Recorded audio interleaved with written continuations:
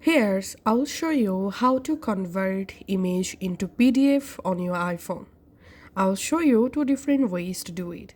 First of all, let's see the process in Photos app.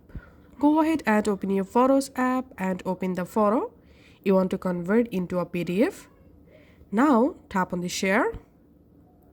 Here you have to go down and tap on print. Now tap on the share icon.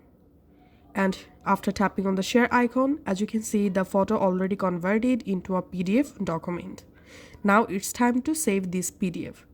To save, tap on Save to Files. And in your Files app, you have to select a folder where you want to save the PDF. I'm selecting this folder, tapping on Save. And now let's go to our Files app and navigate to the folder. So here's the folder, and here we can see the PDF file that I just converted from a photo.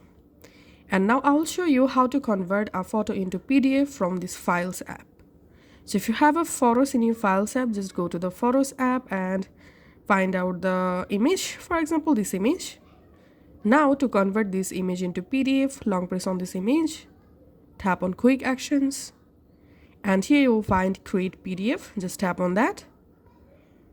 And here we can see the image already converted into PDF file.